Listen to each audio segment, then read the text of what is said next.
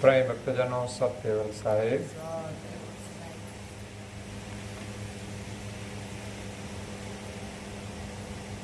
આજની ગુરુકથા બેંક ફળિયામાં રાખવામાં આવેલી છે. ગ્રંથ છે સક્રત પરમ પ્રકાશ મણિભાષ્ય. અંગ છે ચોથું, સંસ્કૃત પ્રાકૃત વાણીનો સિદ્ધાંત. જ્ઞાન સંપ્રદાયના આદ્ય સ્થાપક, અનંત બ્રહ્માંડાધીશ વિશ્વ નિયંતા, સકર્તા સત કૈવલના પરમ વિશેષાંશ, અનંત અંશોના તારણહાર, પરમ મોક્ષના દાતા, કૈવલ ધર્મ ધુરંધર, મહાન સમર્થ પરમ શ્રેષ્ઠ પરમ વિભૂતિવાન, પરમ દયાળુ પરમ કૃપા નિધિ, સર્વજ્ઞ દિવ્ય પરમ ગુરુ શ્રીમદ કરુણાસાગર મહારાજ, વિશ્વભરના મનુષ્ય તનુધારી ચૈતન અંશોને સંબોધીને યથાર્થ જ્ઞાનનો ઉપદેશ આપતા સ્વરચિત સક્રત પરમ પ્રકાશ મણિભાષ્ય ગ્રંથના ચોથા અંગને વિશે સંસ્કૃત અને પ્રાકૃત વાણીનો સિદ્ધાંત સમજાવતા કહે છે કે ધર્મના ઉપદેશ માટે કઈ વાણી શ્રેષ્ઠ છે. ધર્મ જગતની અંદર એક ભાષાનો સંઘર્ષ ચાલે છે. કોઈ એમ કહે છે કે સંસ્કૃત વાણી શ્રેષ્ઠ છે, તો કોઈ એમ કહે છે કે પ્રાકૃત વાણી શ્રેષ્ઠ છે. પ્રાકૃત કોને કહેવાય? એ ગયા અંગમાં વાત આવી હતી. પરાનું ક્રત તે પ્રાકૃત, અને પરા એટલે આપણી નાભીમાંથી જે શબ્દ વાણી ઉદ્ભવે છે એ પરા છે. હૃદય આવે તો પસંતી, કંઠે આવે તો મધ્યમાં, અને મુખેથી નીકળે એટલે એને વૈખરી કહેવાય. ચાર વાણીના પ્રકાર છે. પછી વાણીમાંથી ભાષા બને. ભાષામાં સંસ્કૃત ભાષા છે અને પ્રાકૃત પણ ભાષા છે.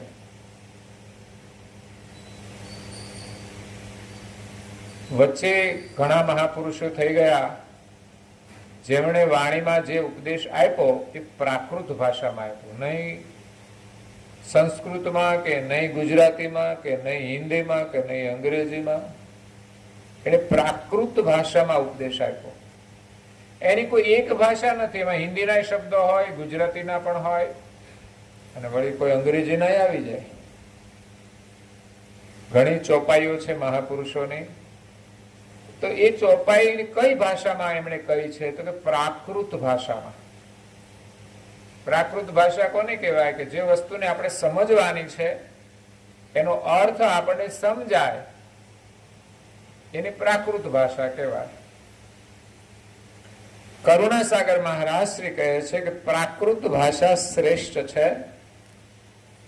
તો કોઈ એમ કહે છે કે ભાઈ સંસ્કૃત ભાષા શ્રેષ્ઠ છે.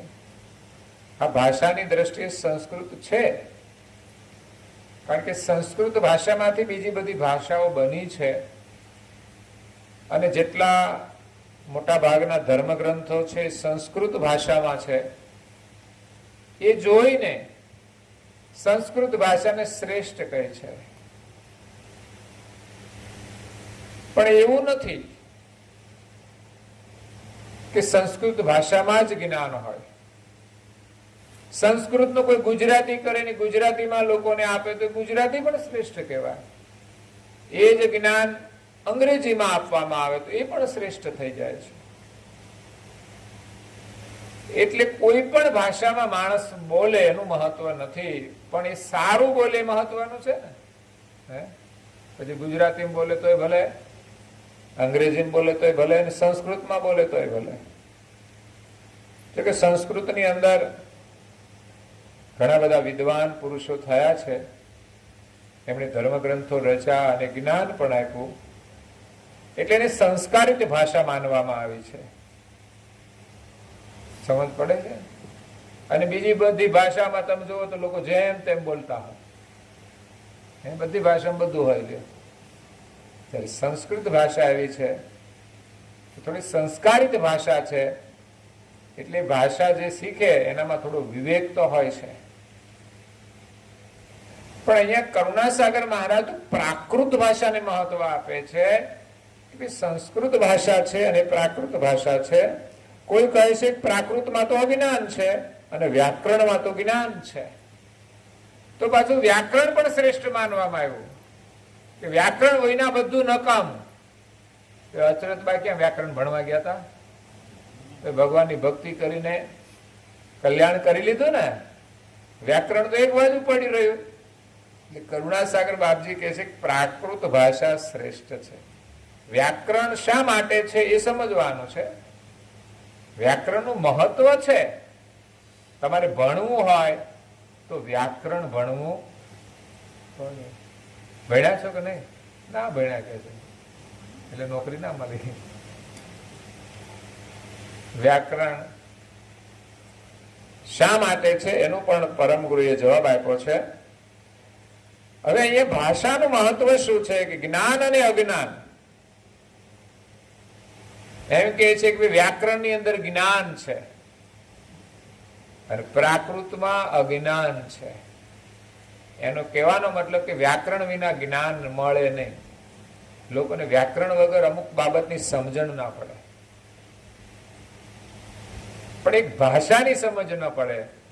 બાકી તો જેનામાં સંસ્કાર હોય ને એને વ્યાકરણની જરૂર પડતી. અત્યારે ઘણા સંસ્કારી લોકો છે, ભણવા નથી ગયા પણ વ્યાકરણની જરૂર નથી. અને ઘણા બધા વ્યાકરણના ભણેલા વિદ્વાનો હોય, પંડિતો હોય, છતાંય લડતા હોય. ઘણા ભણેલા લોકો છે, ઘરમાં હું લડાઈ નથી થતી. તો ભણતરનું મહત્વ શું? અને ઘણા ભણેલા નથી તો એ પ્રેમથી રહેતા હોય છે, બોલો, મોજ કરતા હોય છે, શાંતિથી રહેતા હોય છે. તો એ પ્રાકૃત છે, જે સમજીને રહે છે એનું સમજણ એ પ્રાકૃત ભાષાની સમજણ કહેવાય. આપણે એવી જ રીતે રહેવાનું છે વ્યાકરણ ભણીને પણ. પણ વ્યાકરણ ભણી લે, બહુ વિદ્વાન થઈ જાય ને અહમ આવી જાય ને હું જ જ્ઞાની, પણ બધાની સાથે ભળી ના શકે તો કોઈ મહત્વ નથી. કોઈ પણ જાતની મતલબનું પદાર્થ આરોપણ કર્યા સિવાયનું બોલે તેને અજ્ઞાન કહેવાય. સમજણ પડે છે? આ શું વાંચ્યું તમે? પેલા તો એ જ ખબર નહીં પડે. તમે વાંચી ગયા એટલે વાંચ્યું ખરું, પણ એને સમજણ પડી તો અજ્ઞાન કોને કહેવાય? સમજણ ના પડે તો અજ્ઞાન. કોઈ પણ પદાર્થ છે કે કોઈ પણ જાત, કોઈ પણ આપણે વાત કરીએ તો એની જે મતલબ છે એ મતલબથી આપણે બોલતા હોઈએ છીએ. મતલબ વગરનું બોલવાનો કોઈ અર્થ. કોઈ પણ વસ્તુની વાત કરીએ તો પણ મતલબ હોવો જોઈએ. એની સાથે કોઈ મતલબ ના હોય તો વાત કરવાનું કોઈ મહત્વ ખરું? દુનિયામાં લોકો વાતો કરે છે પણ કોઈ સોલ્યુશન નથી કરતા. હા, કઈક પ્રસંગ બને એટલે વાતો કરે બધા, પણ આપણે તો મતલબથી બોલવાનું છે. જે કઈ બોલીએ એની કોઈ મતલબ હોવી જોઈએ, એનો કોઈ લાભ હોવો જોઈએ. એટલે પરમ ગુરુ કહે છે કે મતલબ વગરનું જે બોલાય, ભલે પછી મોટી મોટી વાતો કરતા હોય ભણતરની, પણ મતલબ વગરનું બોલે તે બધું અજ્ઞાન કહેવાય. અને જ્ઞાન તે નિજ મતલબનું પદાર્થ આરોપણ કરીને બોલે તેને જ્ઞાન કહેવાય. કોને જ્ઞાન કહેવાય? નિજ મતલબ. સંસારની મતલબ તો ઠીક છે, માણસ મતલબથી બોલતા હોય, પણ નિજ મતલબ. નિજ એટલે પોતે, પોતાની મતલબ, પોતાની સમજણની મતલબ હોવી જોઈએ. નિજ મતલબનું પદાર્થ આરોપણ કરીને બોલે. પદાર્થનું આરોપણ કરવાનું છે અને જે બોલે એમાં જે પોતાની મતલબ હોવી જોઈએ. પોતાને જાણવાની મતલબ હોય એના માટે કોઈ પણ વસ્તુનું તમે વર્ણન કરો, કોઈ પ્રવૃત્તિ હોય, કોઈ ક્રિયા હોય, તમે એનું વર્ણન કરો, પણ એની સાથે તમારી કોઈ નિજ મતલબ હોવી જોઈએ. તમને કોઈ લાભ ના હોય, તમારું એમાં કલ્યાણ ના હોય તો કોઈ મતલબ ખરું? આપણે ત્યાં બાજરી વાવે, બાજરી વાવે છે ને કે ભાઈ તમાકુ જ વાવે છે? બાજરી વાવે તો છે, જોઈએ તો છે આપણે. બાજરી વાવે એને લાગે ડુંડા, અને ડુંડામાંથી પછી એને કેવી રીતે બાજરો કાઢવાનો? હે, પેલું પીસતા હતા, બરાબર ને? હે, હા, થ્રેસર હવે કાઢે. એ થ્રેસર માંથી બે વસ્તુ જુદી થાય. શું થાય? એક હે શું? એક બાજુ દાણા ને બીજી બાજુ હે ઢૂંઢા. હા, બધું ઢૂંઢા, ઢૂંઢવા, ઢૂંઢા કે ધોહા કે ઢૂંઢા. હવે આ ઢૂહા તમે ધોકાવ્યા કરો, પેલા બાજરી નીકળી ગયા પછી એ ઢૂંઢવા ધોકાવ્યા કરો, એમાંથી કઈ નીકળે ખરું? તો કોઈ મતલબ ખરો ધોકાવાનો? એટલે તમે આખો દિવસ રાત દિવસ તમે વાતો કરો છો, ઢૂહા ધોકાવશો કે બીજું કઈ? એમાંથી કેટલી કામની વાતો હશે તમારી, એમાંથી બાજરી નીકળે એવું કઈ ખરું? તમે અભ્યાસ કરજો કે તમે આજે જેટલી વાતો કરી એની નોંધ કરો, પછી આમાંથી દાણા કેટલા માંથી નીકળશે. પરમ ગુરુ કે તમે અંગ્રેજી બોલો તો એમ માનવાનું કે બહુ ભણેલો છે, પણ કામની વાત હોય તો મહત્વનું છે, બરાબર? અને કામ વગરની વાત હોય ને અંગ્રેજી બોલે તો શું કામનું છે? કોઈ માણસ અંગ્રેજીમાં લડતા હોય તો ભાષાનું મહત્વ ખરું કઈ? આપણે એમ માને કે આને તો અંગ્રેજી આવડે છે, પણ થઈ હું કયું? જીવતા આવડે છે કે નહીં? ને હે, પ્રાકૃત ભાષાનું મહત્વ છે કે જીવન કેવી રીતે જીવવું એ જે સમજણ હોય ને એમાં જે વ્યવસ્થિત બોલતા એને પ્રાકૃત ભાષા કહેવાય.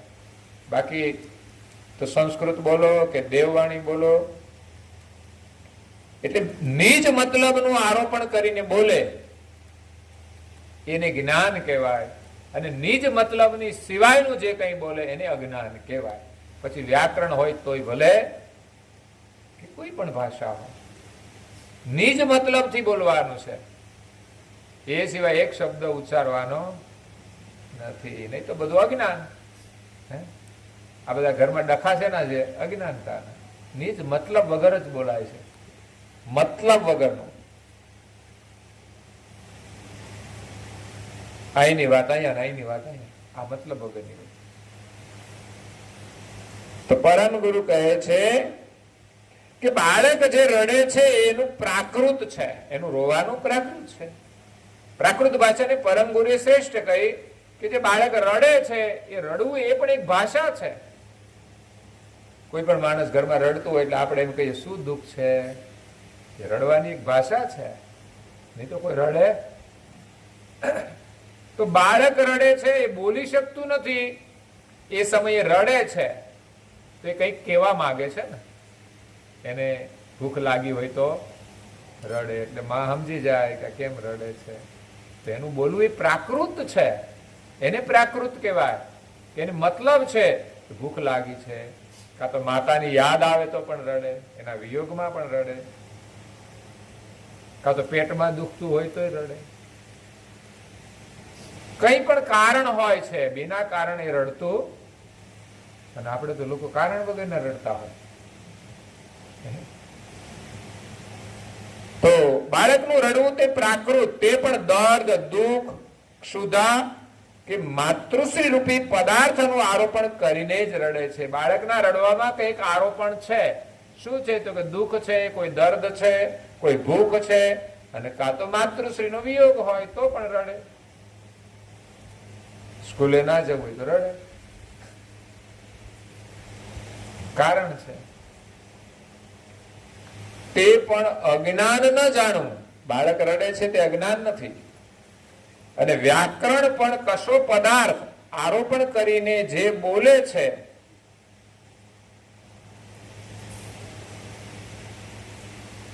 હવે તે પદાર્થ બે પ્રકારના છે. વ્યાકરણ બોલે છે તે પણ કોઈ પદાર્થનું વર્ણન કરીને બોલે છે. બાળક રડે છે પ્રાકૃતમાં, એ પણ એનું કારણ છે. તો એ પદાર્થનું જે વર્ણન કરે, વ્યાકરણ વાળા હોય, બાળક રડતું હોય, કે પછી પ્રાકૃતમાં કોઈ પણ વર્ણન હોય, તો એ પદાર્થનું વર્ણન કરે છે. પણ એ પદાર્થ બે પ્રકારના છે. આપણે દુનિયામાં બધું જ વાત કરીએ છીએ, પણ કોની વાત કરીએ છીએ એ જ સમજવાનું છે. અહીંયા ભાષાનો વિવાદ છે, પણ એ વાણી છે એ મહત્વની છે. ભાષાનું મહત્વ છે. માણસની ઓળખ છે ને એની ભાષા ઉપરથી થાય છે.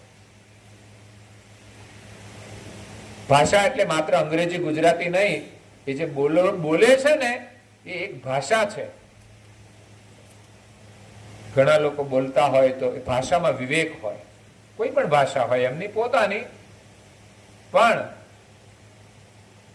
એ બોલવાની એક ભાષા હોય છે. અને ઘણા એલ ફેલ બોલતા હોય તો આની ભાષા તો જુઓ કેવી છે.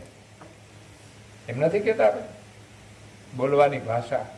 ઘણા લોકો બજારમાં આવીને એની ભાષાનું પ્રદર્શન નથી કરતા, લડતા હોય ત્યારે. ઘરમાં કરતા હશે. કોઈ પણની સાથે આપણે વાત કરીએ ત્યારે ભાષાનો વિવેક ના ચૂકવો જોઈએ. એ યાદ રાખવું જોઈએ કે હું શું બોલું છું. પણ આવેશમાં આવી જાય પછી સામે જોતા નથી કે કોણ વ્યક્તિ છે અને આપણે કોણ બોલીએ છીએ, શું બોલીએ છીએ, એ કશું જોતા. કોઈની સાથે ઝઘડો થઈ જાય એટલે પછી તો એ છે ને સંસ્કૃત જ બોલે, ના આવડતું એ ભાષા બોલે. એટલે પદાર્થ બે પ્રકારના છે, યાદ રાખો. પહેલો પદાર્થ નિજ કરતા. આ જગતના જે માલિક છે એને એક પદાર્થ કહ્યા. એને સંબોધીને જો માણસ બોલે તો એ કામનું છે. નિજ કરતા એ તો સર્વનું કારણ છે. આપણે તો વાત માત્ર એટલી જ છે કે કારણ વગરનું બોલવાનું ના હોય, મતલબ વગરનું. બાળક રડે છે એનું કારણ છે, તો આ જગતના કરતા એ જગતનું કારણ છે. એટલે એના વિશે આપણે બોલવાનું છે. કથા શેના માટે છે? નિજ કરતા એ જગતનું જે કારણ છે એને ઓળખવા માટે છે. અને એના માટે આપણે કંઈક કરીએ, ભજન કરીએ, કીર્તન કરીએ, પ્રાર્થના કરીએ, ઉપાસના કરીએ, ભજન કરીએ, એ બધું જ એક મતલબથી આપણે કરીએ છીએ. અને એ છે જગતનું કારણ. એ પદાર્થ છે. બીજો પદાર્થ તે નિજ કર્તાનું કરત છે. એટલે શું? નિજ કર્તા એટલે માલિક, સર્જનહાર, જે કૈવલ છે તે, એ સિવાય બીજું કોઈ નહીં. આ જગત જેમણે બનાવ્યું છે એ નિજ કર્તા. એક પદાર્થ છે અને બીજો પદાર્થ તે નિજ કર્તાનું ક્રત. ક્રત એટલે કરેલું છે તે. આ જગત. ક્રત એટલે જગત અને સક્રત એટલે જગત કરતા. ક્રત અને સક્રત. તો આ બંને પદાર્થ કયા? તેમાં જે વાણીને વિશે નિજ કર્તા રૂપી પદાર્થનું વર્ણન આવે તે વાણી વ્યાકરણ કહે કે પ્રાકૃત હોય તે બોલી બીજક સહિત સજીવન જાણવી. સમજ પડી? વાંચ્યું ખરું પણ પછી હવે સમજવાનું છે. સમજ પડી કે જે નિજ કર્તા રૂપી પદાર્થનું વર્ણન આપણે કરીએ, પછી અંગ્રેજીમાં હોય તોય ભલે, ગુજરાતીમાં હોય તોય ભલે, હિન્દીમાં હોય તોય ભલે, સંસ્કૃતમાં હોય તોય ભલે, વ્યાકરણમાં હોય કે પ્રાકૃતમાં હોય, એ વાણી બીજક સહિત સજીવન જાણવી. આ જીવંત વાણી કહેવાય. બાકી નર્યા જળ પદાર્થનું વર્ણન આવે તો એ વાણી જીવંત કહેવાય. પરમગુરુએ લખ્યું આગળ કે નર્યા પદાર્થનું વર્ણન હોય તો તે વાણી વ્યાકરણ હોય કે પ્રાકૃત હોય. પ્રાકૃત હોય તો પણ એ વાણી નિર્બીજ, નિર્જીવ, બીજ વગરની, શુષ્ક જાણવી. બીજ હોય તો એમાંથી કંઈક ઉગે, પણ બીજ વગરનું જે હોય એને શુષ્ક કહેવાય. એમાંથી કઈ નવું થતું નથી. એ વસ્તુઓનું વર્ણન આપણે ગમે તેટલું કરીએ તો પણ એનું કોઈ મહત્વ નથી. પણ કોઈ માણસનું વર્ણન કર્યું હોય તો સારું લાગે. વસ્તુ કરતા માણસનું મહત્વ છે. પણ અત્યારે ઉલટું થઈ ગયું છે, માણસ કરતા વસ્તુનું મહત્વ છે. વસ્તુ હોય તો માણસ આપો એને, નહીં તો નહીં આપવાના. હે, પૈસા હોય તો પ્રેમ કરો, બંગલો હોય તો પ્રેમ કરો, ગાડી હોય તો પ્રેમ કરો, નહીં તો કઈ માણસનું મહત્વ રહ્યું. માણસ નું મહત્વ છે, એ સાચો પ્રેમ છે. તો એના માટે પરમ ગુરુ કહે છે કે એક ઉદાહરણ નીચે પ્રમાણે આપણે જાણીએ. વાણી કઈ મહત્વની? તો જેમ કે કોડીનું વર્ણન વ્યાકરણથી કરવામાં આવે. વ્યાકરણ એટલે જ્ઞાન વાળું કહેવાય.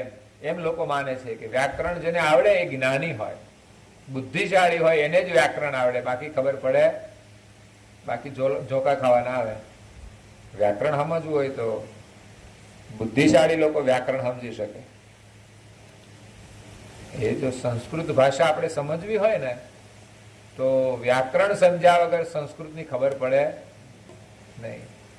જો આપણે સ્તુતિ બોલીએ છીએ, દેવો યાદો વિદધાતિ વિશ્વમ ઈચ્છા ક્રિયા જ્ઞાન સમન્વિત સન. સમજ પડી ગઈ? ના પડે. કારણ કે વ્યાકરણ સમજવું પડે, શબ્દોના અર્થ સમજવા પડે. એમાં તો બહુ બધું લાંબુ લાંબુ છે. એટલે પરમ ગુરુ કહે છે કે આમાં તો જીવ સમજી ના શકે, એટલે એનું કલ્યાણ ના થાય. અને તમને બધાને સમજાય એવી વાણી બોલે તો ભલે એની સાદી ભાષામાં બોલે, ગામઠી ભાષામાં બોલે, તમારા માટે કામની છે, એ મહત્વની છે, એ પ્રાકૃત વાણી છે. એટલે જે સમજાય ને એ ભાષા જ મહત્વની છે. એટલે અંગ્રેજી આવડે મહત્વનું નથી. આપણે તો જે ભાષામાં જન્મ્યા છીએ, જે ભાષા આવડે, બસ સુખ શાંતિથી રહીએ, ભગવાનના ગુણગાન ગાઈએ, દાલ રોટી ખાઓ, હરી કે ગુણ ગાઓ, એ મહત્વનું છે. એટલે મંદિરે પહોંચાય તો સારું, ને જો ઢીચણ બીચણ ચાલે તો. બાકી તો મોટા ભાગની ફરિયાદ છે કે ઢીચણ દુખે છે એટલે નથી આવતા. હે, જેને આવવું છે એને તકલીફ છે, અને જેને તકલીફ નથી એને આવવું નથી. બે વસ્તુ થઈ છે. ઘણાના ઢીચણ સારા છે, પણ એને ઓટલે જ બેવું છે. ઠીક છે, તમે કામ હોય તો અમને કહી દેજો, એટલે લાઈટ બાઇટ ના ફિટ કરે દેવા એની પાસે. તમે યાર કામ હોય કહી દેવું જોઈએ. કોઈ એમ કે મંદિરમાં નહીં આવી, અહીંયા બેઠા બેઠા કહી દેજો, તો લાઇટિંગ ગોઠવી દેવી જોઈએ ને. તો દ્રષ્ટાંત આપ્યું છે કોડી છે. કોડી, કોડીનું એક વર્ણન કરવામાં આવે ભાષામાં, તો માનો કે કોડીનું વર્ણન વ્યાકરણમાં કર્યું હોય, અને બીજું એક પારસ છે. પારસનું વર્ણન આપણે પ્રાકૃતમાં કરીએ, તો એમ કે ભાઈ વ્યાકરણ મોટું છે અને પ્રાકૃત ભાષા એ તો નાની કહેવાય ભાષા. એટલે વ્યાકરણનું મહત્વ છે, પણ વ્યાકરણથી કોઈ કોડીનું વર્ણન કરવામાં આવે તો કોડી કિંમતી થઈ જાય? હે ના, કોડી કોડી જ રહે છે, એની કોઈ કિંમત વધતી. અને પ્રાકૃત ભાષાથી જો કોઈ પારસનું વર્ણન કરવામાં આવે તો એ પારસ કિંમતી જ રહે છે. કઈ પ્રાકૃતથી વર્ણન કરવામાં આવે તો કઈ એની કિંમત ઘટી જતી નથી. તો આમાં આપણને સમજાય કે ભાષામાં મહત્વ નથી, વસ્તુનું મહત્વ છે. તમે જે વસ્તુનું વર્ણન કર્યું એ વાસ્તવિક છે, એનું મહત્વ છે.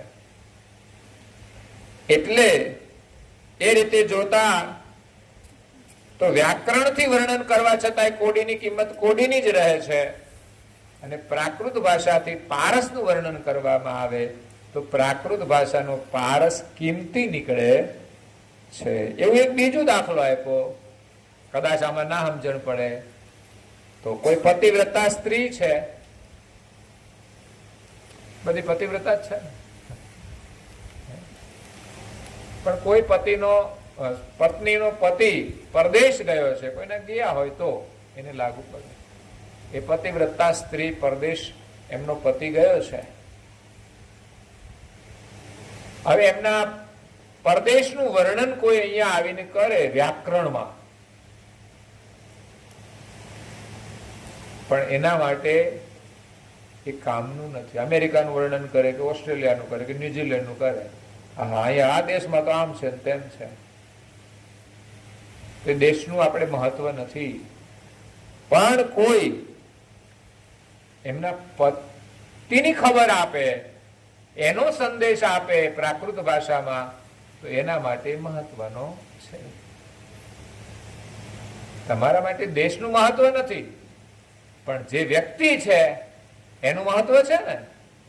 માનો કે પતિ ના ગયો, કદાચ છોકરો ગયો હોય પરદેશમાં, તો વિદેશના સમાચાર કોઈ આપે આખા દેશના, તો એ મહત્વના નથી. પણ એના છોકરાના કોઈ સમાચાર આપે તો એ મહત્વના છે. તમને ગમે, પછી પ્રાકૃતમાં હોય તો તમારા માટે મહત્વના છે. અને એના દેશના સમાચાર આપ્યા હોય વ્યાકરણમાં, તમારે કેટલા મહત્વના. ત્યાં ભાષાનું કોઈ મહત્વ નથી. સમાચાર જે આવ્યા એ કોના છે એ મહત્વના છે. કરુણાસાગર બાપજી પ્રાકૃત ભાષા લઈને આવ્યા છે, પણ એ ભાષાનું જ્ઞાન કોનું છે? તો કે માલિકનું છે. તો એ આપણા માટે મહત્વનું છે. અને વ્યાકરણની અંદર માલિકનું વર્ણન ના હોય અને માત્ર દુનિયાનું વર્ણન હોય, તો પછી વ્યાકરણ આપણા માટે શું કામનું છે? તો પરમ ગુરુ એક વ્યાકરણ અને પ્રાકૃત ભાષાનો ભેદ સમજાવે છે. એ જ રીતે સંસ્કૃત ભાષાનું પણ એમ જ છે. કરુણાસાગર બાપજી કહે છે પ્રાકૃત ભાષા એ શ્રેષ્ઠ છે. અને અંતમાં એમણે કહ્યું કે પતિવ્રતા સ્ત્રી છે, એના પતિનું જે વર્ણન છે એ વ્યાકરણમાં જો કરવામાં આવે તો વ્યાકરણ પણ શ્રેષ્ઠ છે. એટલે અહીંયા કહેવાનો આશય દાખલો છે પતિવ્રતા સ્ત્રીનો, કે ભાઈ આ જગતના જે કર્તા છે એનું વર્ણન જો વ્યાકરણમાં ના હોય, તો જેમ પતિવ્રતા સ્ત્રી માટે વ્યાકરણમાં કરેલું વર્ણન કોઈ દેશનું એના માટે કામનું નથી. પતિનું વર્ણન ના હોય તો શું કામનું? એમ આ ધર્મ જગતની અંદર ધર્મનું જ્ઞાન કોઈ પણ ભાષામાં હોય, પણ એમાં માલિકનું સ્થાપન ના હોય, તો એ આપણા માટે કામનું નથી. એટલા માટે જે વાણીમાં સિદ્ધાંત મોટો હોય એ વાણી મોટી જાણવી. કોઈ પણ જ્ઞાન કે ઉપદેશ હોય એની અંદર સિદ્ધાંત સમજવાનો છે. સિદ્ધાંત કોને કહેવાય? લેટર આવ્યો છે, પણ ખાલી એ દેશનો લેટર છે, એમાં કોઈ ઘરવાળાનું નામ નથી, અને બહુ સારા સમાચાર લખ્યા હોય. લેટર આવ્યો પણ એમાં ઘરવાળાનું નામ લખેલું નથી. અમે તો બહુ સુખી છીએ, અમારું તો અહીંયા તો બહુ સારું છે, બધું લખ્યું સારું સારું જ લખ્યું છે, પણ એમાં ઘરવાળાનું નામ નથી કે ઘરવાળાનું સરનામું નથી. વિદેશનું છે લેટર, છે તો અમેરિકાનો, પણ હવે ઘરવાળાનું નામ ના હોય, એનું એડ્રેસ ના હોય, બહુ સારું સારું લખ્યું, તમારે કામનું ખરું? હે, સમજાય છે? આવા કેટલા લેટર ફેરવો છો તમે? કેટલા લેટર વાંચો છો સરનામા વગરના? પણ જેમાં સિદ્ધાંત મોટો છે એ વાણી શ્રેષ્ઠ જાણે. કરુણાસાગર મહારાજની જે વાણી છે એનો એક શબ્દ સિદ્ધાંતની બહાર નથી. અને એ જો આપણે બધું સમજીએ ને, તો આ વાણી તમને જગતમાં શ્રેષ્ઠ લાગશે. બીજી બધી વાણી ધર્મની જ છે, ઉપયોગી પણ છે, પણ એની અંદર મૂલ્ય કરવામાં આવે તો પરમ ગુરુની વાણી સર્વશ્રેષ્ઠ સાબિત થશે. કારણ કે એમની વાણીમાં આ જગતના સર્જનહારનું સ્થાપન કરેલું છે. સિદ્ધાંતથી એ વાણી મોટી છે. આપણું કલ્યાણ કરવા માટે આ વાણી સર્વોત્તમ છે. પછી બીજી વાત લખી કે વ્યાકરણ તો દેવવાણી છે. વ્યાકરણ દેવવાણી કહેવામાં આવી છે. તો કરુણાસાગર બાપજી કહે છે કે જે વાણીથી જેનામાં જેટલી સમજણ હોય એ જ બોલી શકે છે. વાણીનું મહત્વ એ છે કે માણસનામાં સમજણ હોય એ પ્રમાણે વાણી બોલે છે. વ્યાકરણ મહત્વનું નથી, સમજણ મહત્વની છે. હવે જે વ્યાકરણ છે દેવવાણી છે, દેવોની વાણી છે, એટલે એને શ્રેષ્ઠ માનવામાં આવે કે એના વગર તો આપણામાં જ્ઞાન આવે નહીં. તો દેવો જે બોલ્યા છે એ જ્ઞાની થકી દેવોમાં શી વિશેષ સમજણ છે? તમે એક અભ્યાસ કરો કે વ્યાકરણને દેવવાણી આપણે માની તો દેવો બધા બોલ્યા વ્યાકરણની અંદર, સંસ્કૃતમાં બોલ્યા, અને જ્ઞાની પુરુષો આ જગતની અંદર પ્રાકૃત ભાષામાં બોલ્યા છે.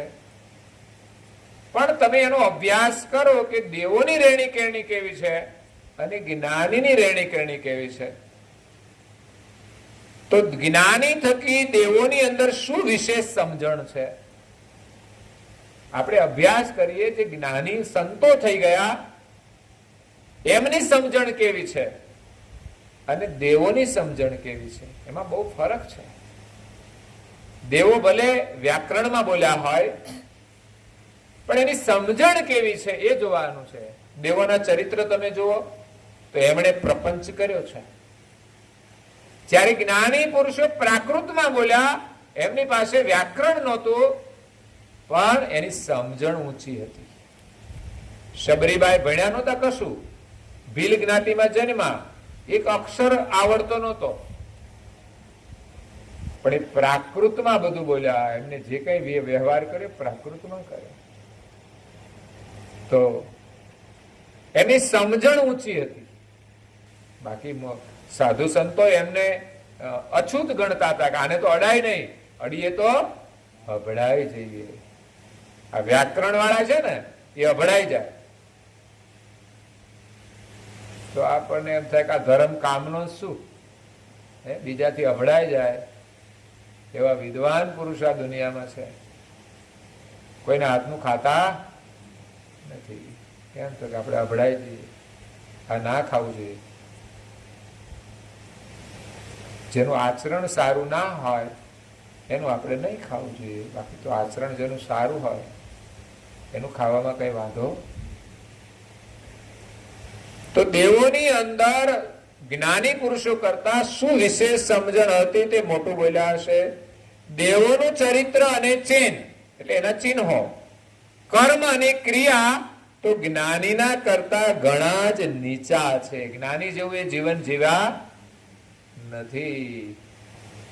દેવોએ ધમાલે કરી છે, જ્યારે જ્ઞાની પુરુષો એ તો જ્ઞાનમાં જ જીવ્યા છે. જ્ઞાની પુરુષો મહાન હતા દેવો કરતા પણ, એટલે વાણી પણ તે પ્રમાણે જ બોલ્યા હશે. તો દેવો ભલે વ્યાકરણ બોલ્યા તો વાણી પણ એવી જ બોલ્યા હશે ને.